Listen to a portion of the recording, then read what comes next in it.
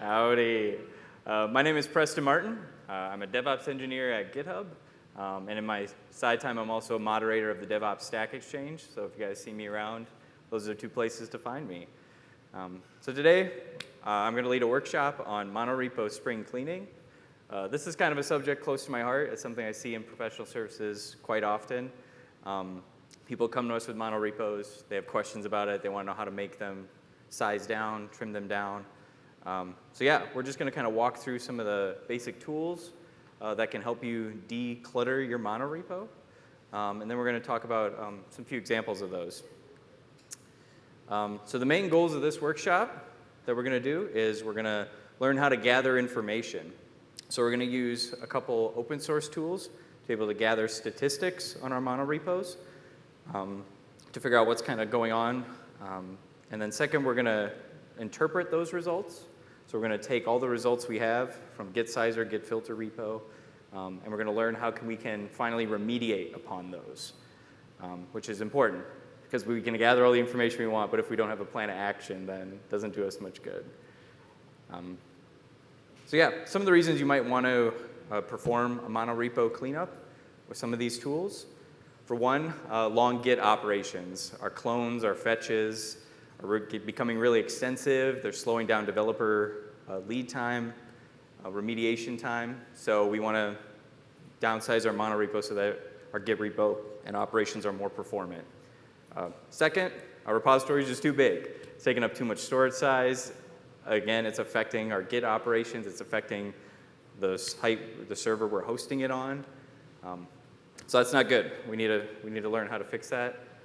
Consolidation and migrations. If we're moving from different source providers, they may have different requirements for our repos. And also, we may be taking multiple repos, consolidating them together.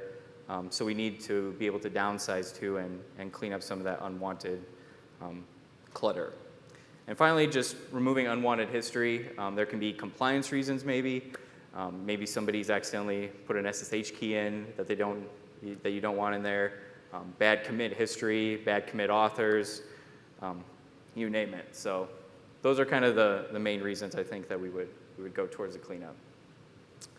So to get started, if you all can navigate to the GitHub, the Git Merge workshop organization repository, you can kind of see the link there.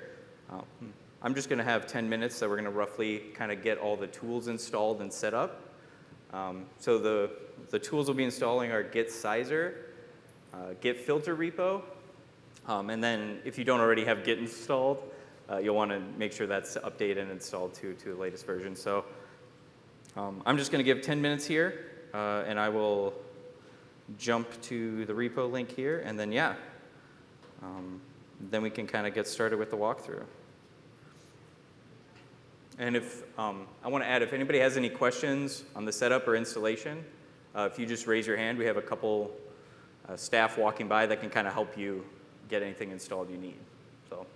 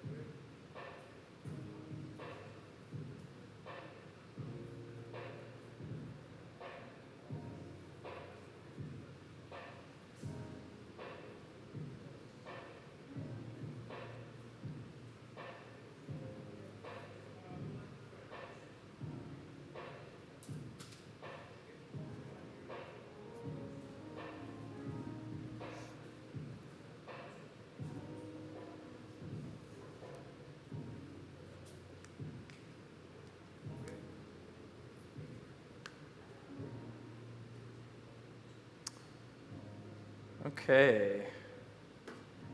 If everybody's got those installed, I think we'll walk through the demo now. If you didn't get a chance to install those or are having issues, again, you can raise your hand. The outputs for all these commands will also be in the repo itself. So if you want to follow along and not have to walk through it yourself, that's an option as well. Yeah, and again, once the tools are installed, we're also going to clone an example of a bad monorepo that we have that has some binaries and large files in it.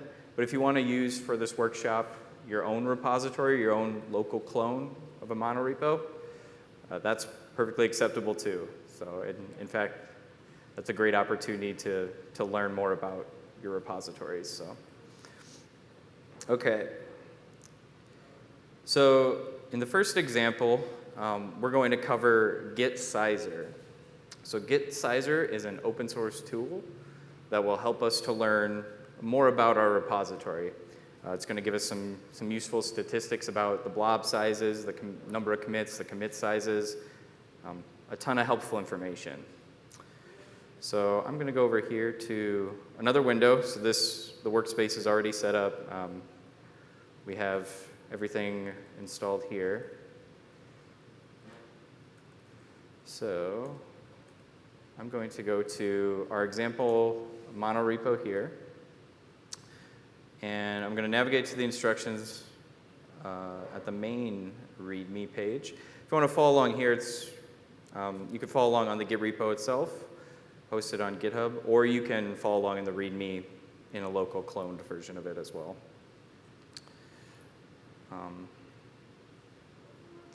So the first step here, we're just going to follow this first activity, gathering overall stats with Git Sizer.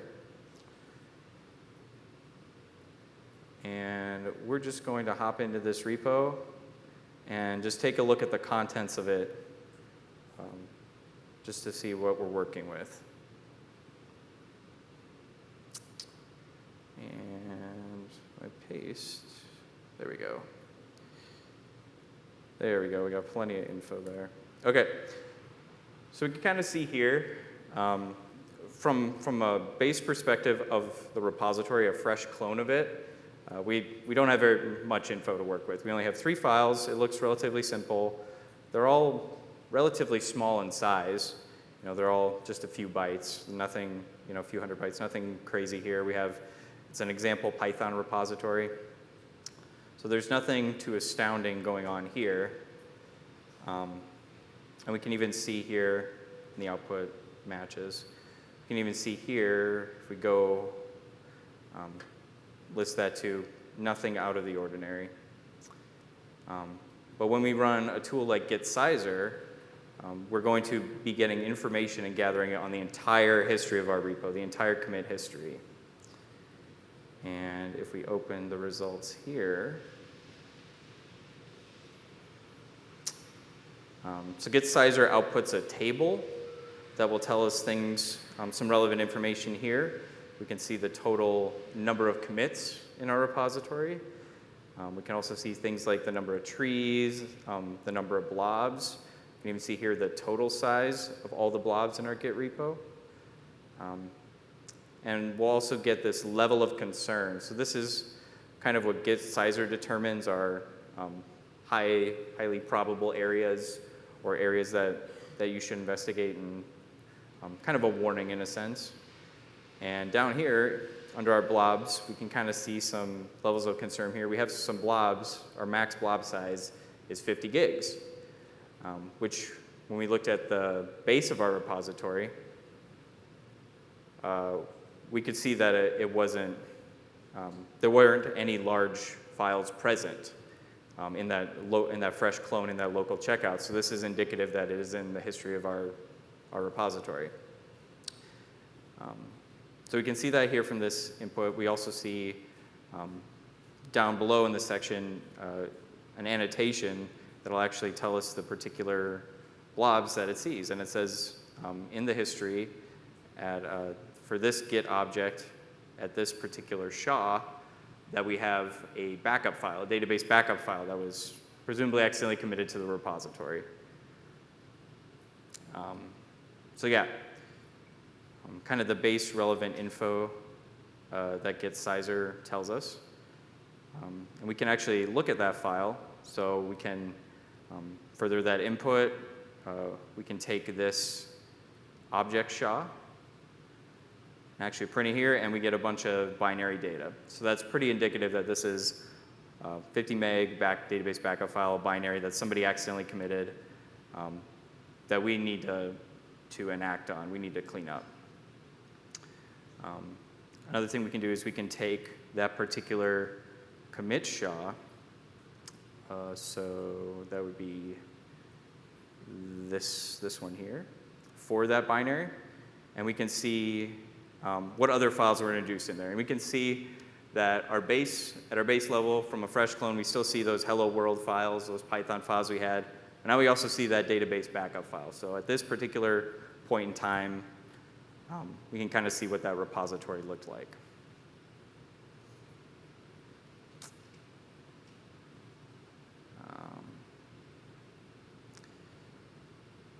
So yeah, that's the output that we can gather from Git sizer at a base level. So now we want to go back and we want to see what other information can we gather about just our blobs in general that are stored in our repository. So with that, we can use another tool called Git filter repo. So Git filter repo will give us more evidence about the particular blobs in our repository.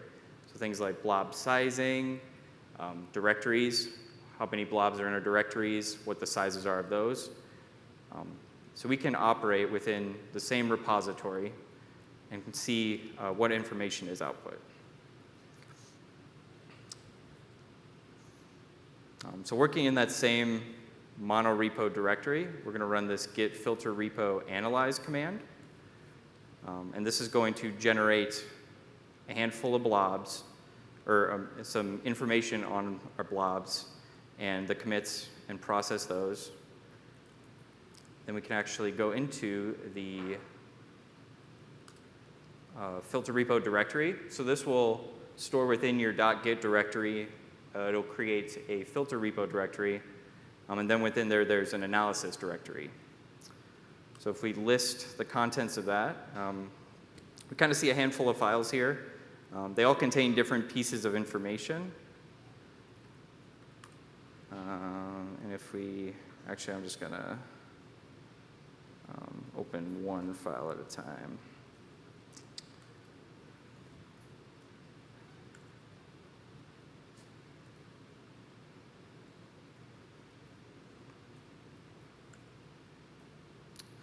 Let's go also.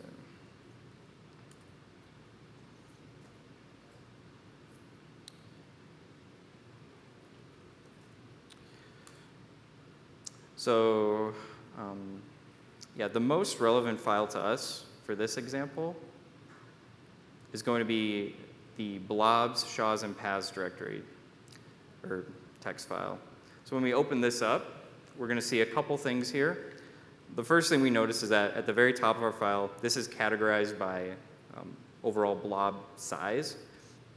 So we see here a couple of interesting things. We see this database backup file, and it's listed multiple times in our output, which is indicative that it was committed multiple times, committed upon, erased, who knows what, but there are multiple commits where it exists.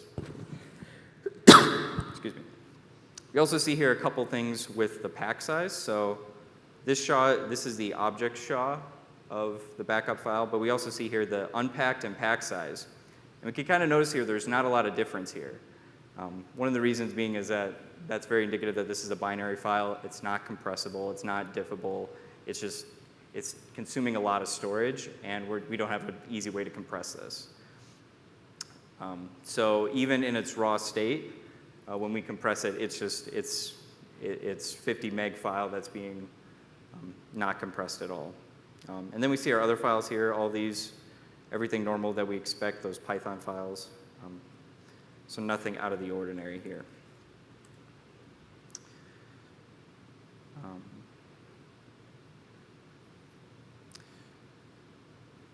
so yeah, one of the things we can do is we can actually look at these files. So now that we know that this database backup file is our problem file, we want to kind of explore more and see, where did this get introduced? What happened? We kind of want to build a story so that we can go back to our developers later on and say, hey, this is a bad practice. We need to figure out how to prevent this in the future. So yeah, one things we can do is we can run this git log command, and we can actually follow and trace back all the way back to the original point of using the diff filter flag of when it was originally added to the repository.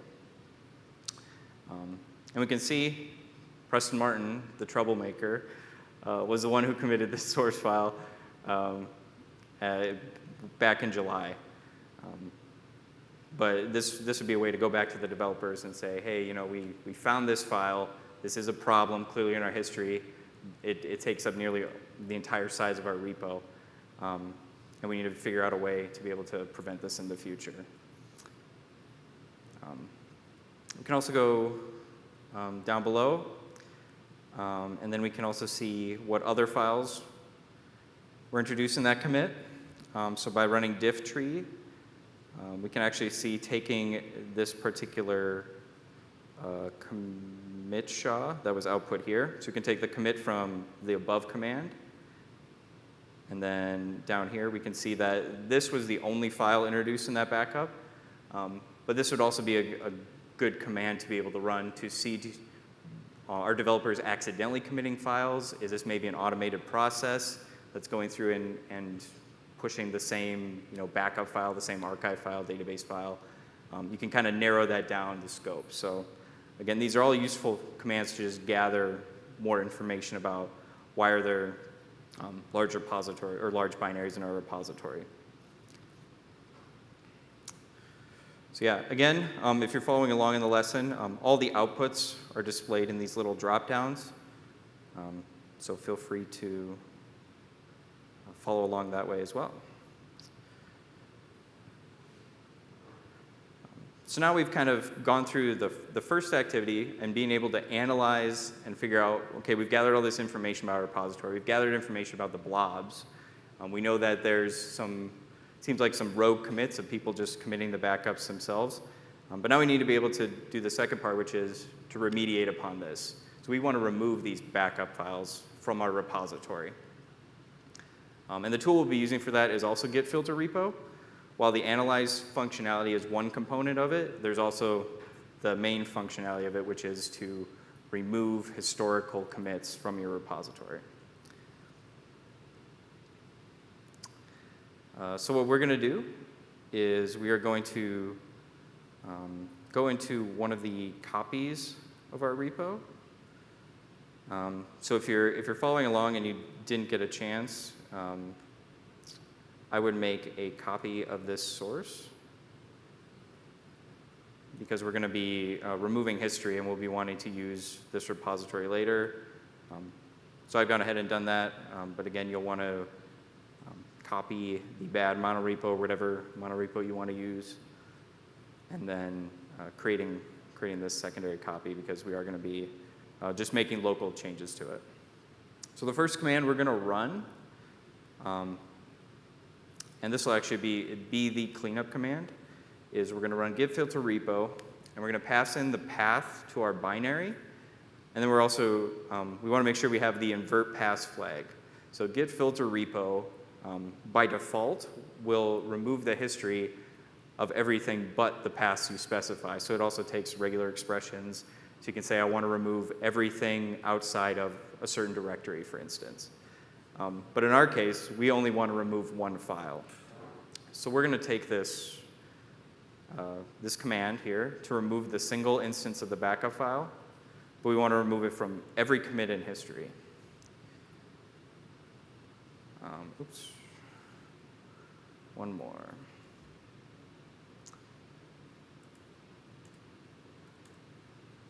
Okay, yeah, and we can see here, nothing in the present, but it is still showing in the history.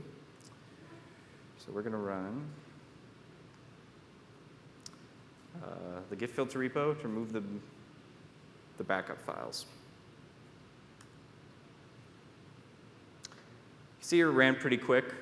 If you have a sizable repository, a sizable monorepo with a deep history, this command can take very long to run. It can take hours. You might want to run it overnight. It also can take, the analyze command in particular can take quite a bit of storage. Each of these text files can be over 100 meg in size in and of themselves, just because there's information on every single object in your repository.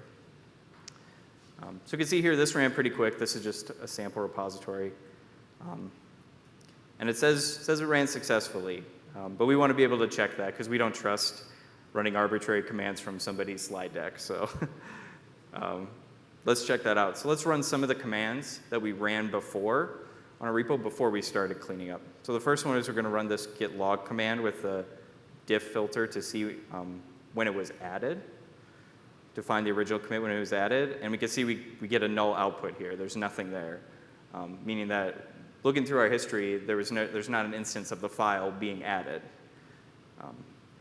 So that's good. That's a good sign. That means right now we don't have any trace of that file being added. And then next, we're just going to run a count of the number of commits in our repo, because we saw before there were 10 commits in our repo. It looked like that backup file had been committed multiple times.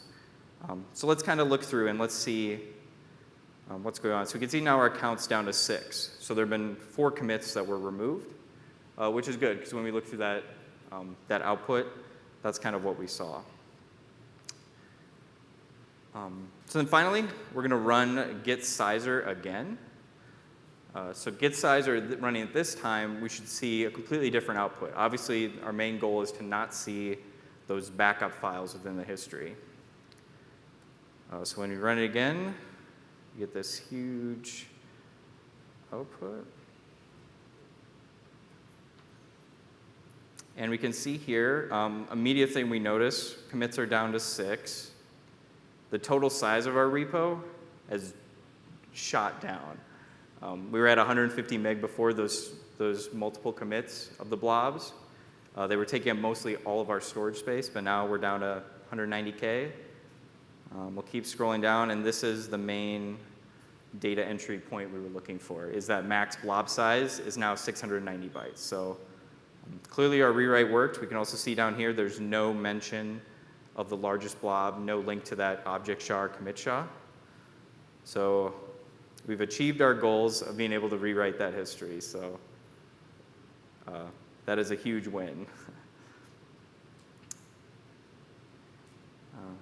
Yeah, and this just covers that. The other important part to note, so if we look within this git filter repo directory, so we'll go here.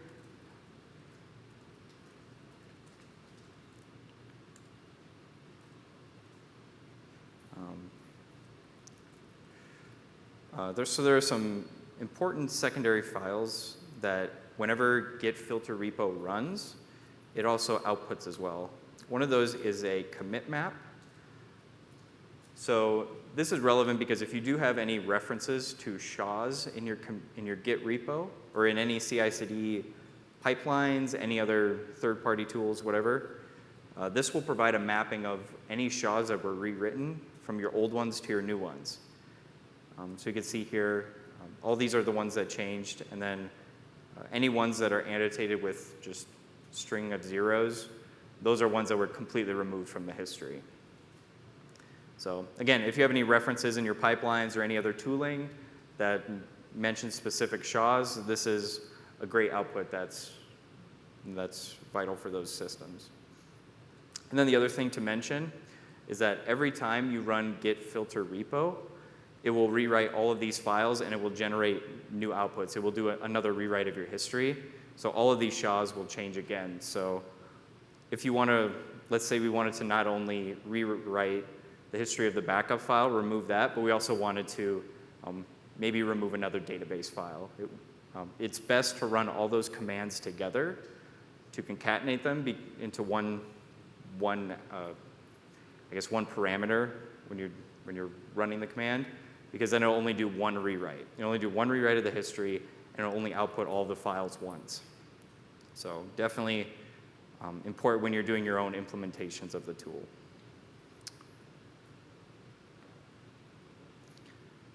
So now we learned how to gather statistics from our repository using Git Sizer at a high level. And we've also learned how to gather statistics at a more granular level for each blob with Git filter repo.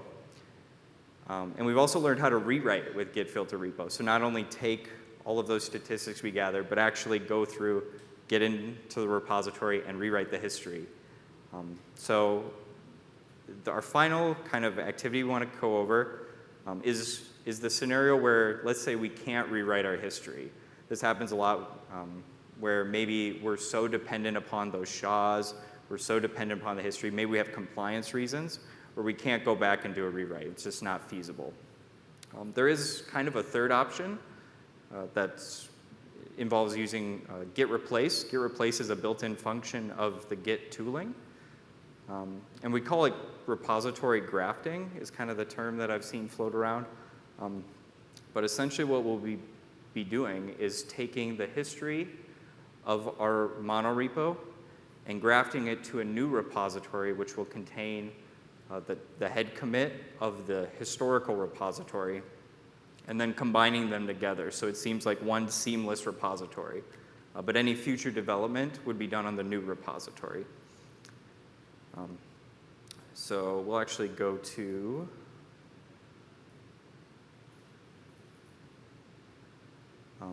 this example here. So we have some great diagrams here that'll show kind of these pictures. But to start, we're going to have one repository. That's just going to be our main monorepo. So we're going to want to make a copy of this. So if we go back to our main location where our repositories are stored, we're just going to copy the monorepo. Whenever we're using tools like Git filter repo and rewriting history, I definitely recommend just making a ton of local copies. Just because we're obviously making destructive actions in our repository, so we always want to start with a fresh clone, make copies. We can always delete them later, move around. It just makes things go smoother, and then we have a point to restart later. We don't have to do a fresh clone of the monorepo, especially if it takes 15 to 20 minutes, like some do, which it might if you're intending on cleaning it up. So we're just going to make a copy here. We're going to name it something historical, not very creative. So we're just going to copy all the contents of one of the repository into a new one. And then we're going to actually go into the historical one.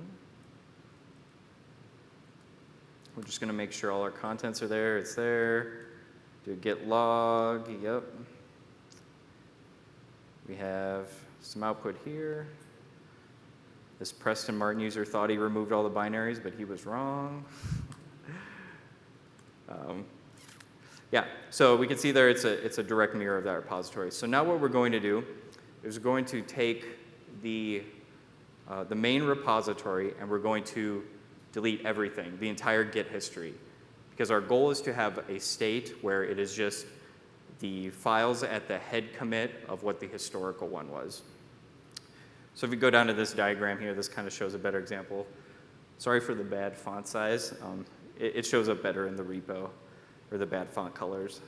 But we can see here that our goal is to have the main repo, this will be the new one that we're going to have all future development on, as just one single commit. And then all new commits will be put on top of that. And then the historical repo will have everything from that commit and the entire history. And that will be, by historical we mean it's going to be in a read-only or an archive state. It's not going to be manipulated ever again. It's just going to be for historical purposes when necessary. So our next step here, we're going to go into the monorepo repository.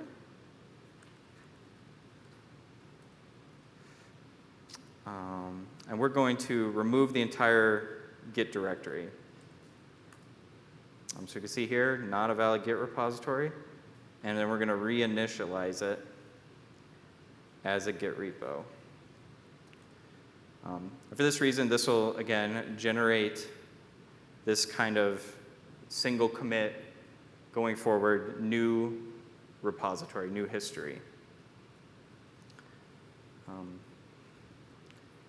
And then next, we're going to add all those files. We're going to generate a new commit. And then we want to put in, right here, we want to put in a message, because this will be when new developers clone this repository, they're going to want to have a point of reference. Say, what was the first commit in this repository? And then, where do I go to if I want to refer to the rest of the history? So in this commit message, I recommend putting in kind of something along the lines of, this was the start of where the history was kind of moved over. And then this is where you'll go to, and I have the remote destination there, so that developers know that when they do the grafting later on, they know where to go to. So right now, this is kind of this is the state we're in. We have the main monorepo with just the head commit from the historical one, and then we also have the historical one in its entirety. Oh, excuse me. So now, finally, we're going to, in a real-world example, you would take the remote of your source destination if you're hosted on GitHub, Bitbucket, GitLab, and you would add that and then fetch the repository straight from the source. But in this case, we have a local copy. We're just going to add that as our remote. So now I'm going to, in the new monorepo, the base monorepo, I'm going to add the historical one as the remote, and then I'm going to fetch all the commits in the history into this as a remote destination. So you can see here we have multiple branches. That's now in there as a new remote.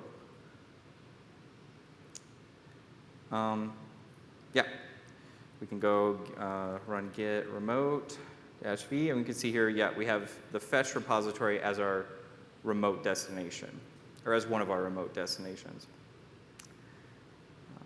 And then next, we should also see here that we don't want, at the present time, we don't want any other commits in our repo. We just want to have that one single commit, and we can verify that here. Initial commit of the monorepo, this is the one we just added in the previous step.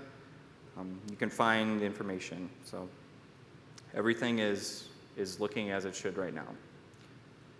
We can also see here that if we run ahead, so this is for the head commit, we're getting the files that we expected without the binaries before. And then if we fetch the head commit, the fetch head as well, then we'll see the same files. So we need those to match up, because when we graph them together, we want to have that similarity in history. So for the final step, this is the actual grafting phase. So we're going to be taking the head and using git replace to graft those two commits together, so it's one seamless history.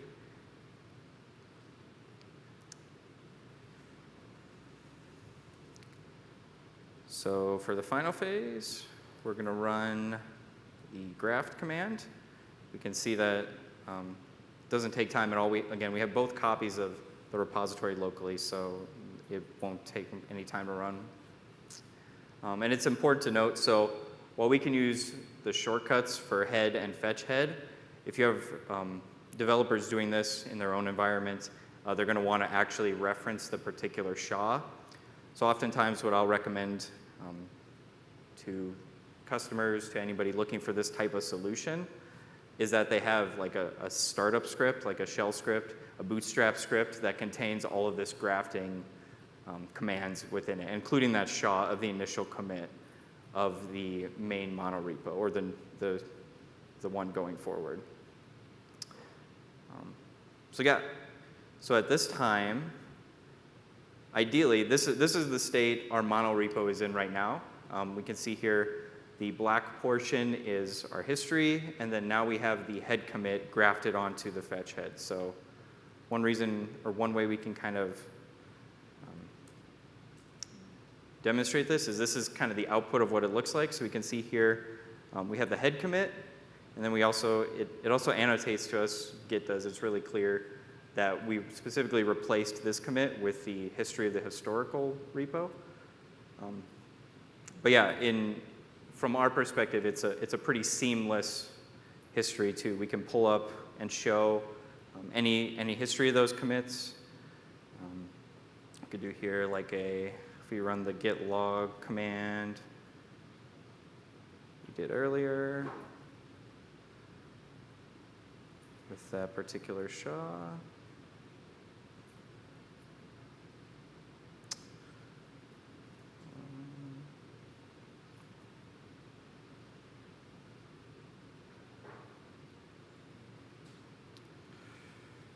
So we can actually do this.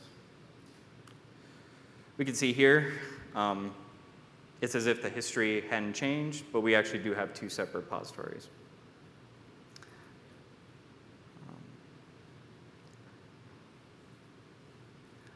So along with this, we can also freely commit on top of this.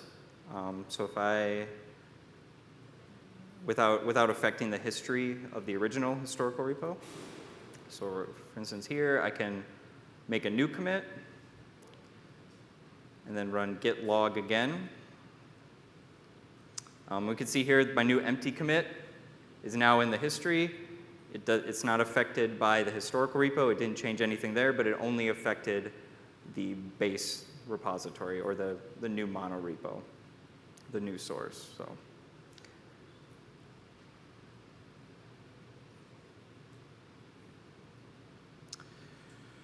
So yeah, just as kind of a final wrap-up, I want to cover all the takeaways we can have from this demonstration. Again, if you want to follow along and do this on your own monorepo, I highly recommend it.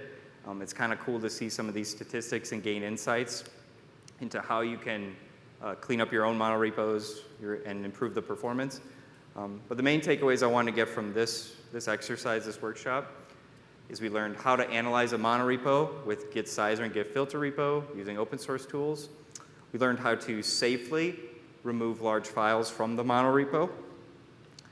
And we also learned how to, in the event that we can't safely remove those files, can't remove history, we can't do any rewrites, we learned of a way to preserve history while still being able to make new commits, make new changes to our repo through Git grafting with git replace. And again, there are some great, if you want to learn more about monorepos, want to learn more about these tools, tomorrow there's going to be 3 great talks on monorepos that I highly recommend going to. And they'll be covering some of these tools that we're using, and it'll be real life scenarios of how that works. So thank you again. Thank you, everyone. And yeah, if you have any questions, feel free to reach out.